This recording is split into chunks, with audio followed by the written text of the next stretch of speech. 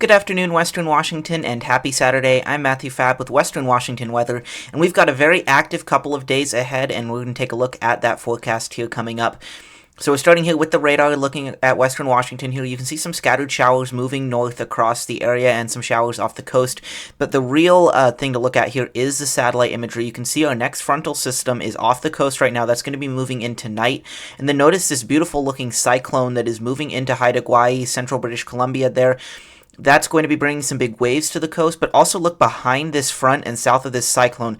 See all these little areas of clouds? Those are some heavy showers and potential thunderstorms that will be moving onto the Washington coast and into Western Washington tomorrow and all the way through early Monday. So we're going to have some pretty dynamic conditions across the area over the next couple days, and that's what we're going to take a look at today. So we're starting here with the high-resolution rapid refresh model. We're looking at the simulated radar. You can see it's picking up on these showers that are moving up across Western Washington. You can see it shows some more of these showers through the evening. This is 7 p.m. to 8 o'clock. It's showing some heavy showers there, moving from Tacoma up through Seattle and then east in the Cascades. And then you can see as we get to about 10 o'clock tonight, that front is starting to move onshore there. You can see some heavy showers over parts of Oregon and the South Washington coast. And then that front moves onshore between 10 and 11 o'clock. Heavy rain spreads inland. And then the front and all this embedded heavy rain moves through around midnight to 1 a.m. You can see some of those segments of the front there moving into the Cascades. You could get a couple of those strong little segments of high wind and heavy rain there in the lowlands. And then you can see that rain continues on the coast. Front moves into the mountains and into eastern Washington. And then you can see as we get to about 5 a.m., these post-frontal showers start moving through here. You can see these are heavy at times. Look at some of these things moving onto the coast here. And these heavy showers continue into the lowlands. You can see by 10 a.m. here, you can see more bands of heavy showers moving through, and they just move into the coast and then move into the lowlands. And some of these could be pretty dramatic looking with the clouds and the potential thunderstorms, even a slight tornado threat on the coast. And in the lowlands, they could bring some thunder and lightning and hail and gusty winds. So it'll be one of those days where it's sunny, then you get a big shower that moves through, then it's sunny again, and then you could have more showers after that. This is all the way to 4 p.m. Sunday here, and you can see those showers just continue moving through all the way into the nighttime hours. Now, this is 10 p.m. Sunday, and you still have heavy showers moving onto the coast and through the lowlands. You see that by 2 a.m. Monday, still got showers moving through, and before that finally starts to diminish and move south there. By this is now 10 a.m. Monday, and you can see the showers are moving more over Oregon there with a convergence zone over parts of Snohomish County. So let's take a look at the rain totals here. So you can see on the high-resolution rapid refresh model, this starts at 1 p.m. We're going to let this go through this evening here.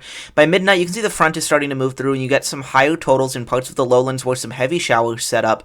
And then you can see by 6 a.m. there, front has moved into eastern Washington. Showers are starting again on the coast. Lowlands could get a quarter inch to an inch, depending on where you are under these showers. It's really sporadic at times. But you can see areas under heavier showers get up to an inch of rain. And then as we just play this through all the way through Sunday into Monday morning there, showers diminish by about 10 a.m. Monday there, and as you can see, this brings some pretty heavy totals to parts of Western Washington here. Under some of these heavier showers, especially outside of this Olympic rain shadow here, really from the I-5 corridor of Bellingham to Everett there, and then from Everett southward, heaviest rain there, 1 to 1.5 inches looks likely. And that is due to just all these showers moving through. Some localized areas could get 2+ inches, especially in the mountains there. So watch out for some potential like standing water and hazards like that, because with all these heavy showers and thunderstorms moving through, we could get some ponding, standing water, urban flooding, all of this going on. So now let's take a look at the lightning potential here. You can see as we go through tonight, that front that moves through does have a little bit of lightning potential. And that does move up through the lowlands there. You can see by 1 a.m. that front moves off into the mountains. It kicks off some instability there with the lightning potential. And then as we go into the morning, you can see all these showers that move onto the coast have this lightning potential there. And it does move into the lowlands a little bit. And you can see there, especially as we go toward like 6, 7 o'clock, that is some lightning potential moving toward the lowlands there. And then more so there as we get toward even early Monday morning. And it's just showing that all of these storms really do have a potential to bring some thunder and lightning and small hail.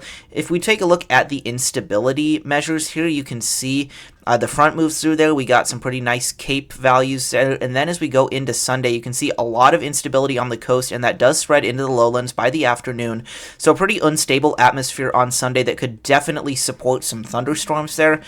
And the other thing to note is we will have some more wind with this front moving through.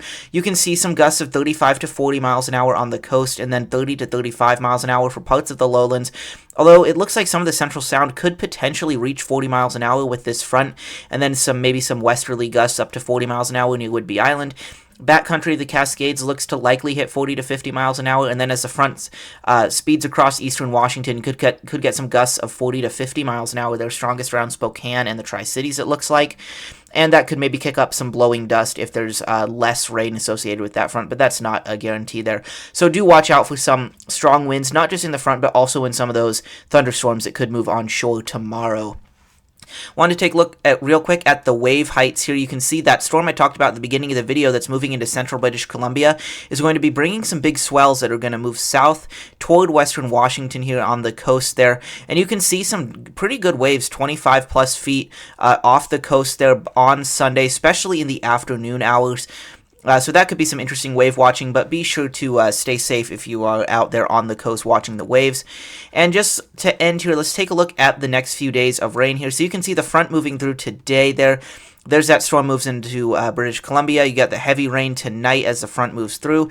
The showers that continue all the way through Sunday.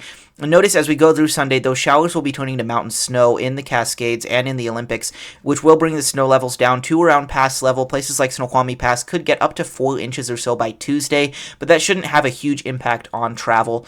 As we go through Monday, the showers start to decrease. You can see by late Monday night, the showers are much less in coverage there. But then by the time we go into late Tuesday, into early Wednesday, our next system moves in there on Wednesday, bringing more mountain snow and some heavy rain to the lowlands. And then there's more showers behind that last all the way through Thursday into early Friday morning there. So we've definitely got some more activity coming up, so stay tuned over the next few days for that. Also wanted to show you guys this. I was out at Ocean Shores yesterday with Michael Snyder and Mark Stewart. Had an anemometer up on the roof of the vehicle here, and we recorded a 59 mile an hour gust with all this blowing sand. It was pretty fun there. You can see how fast that sand is blowing and all that. It was a pretty fun time, and it was some pretty nice wind out there. And as always, don't forget to like, subscribe, ring that notification bell, and share these videos. That's the best way to help Western Washington weather grow. Stay tuned, and I will talk to you all tomorrow.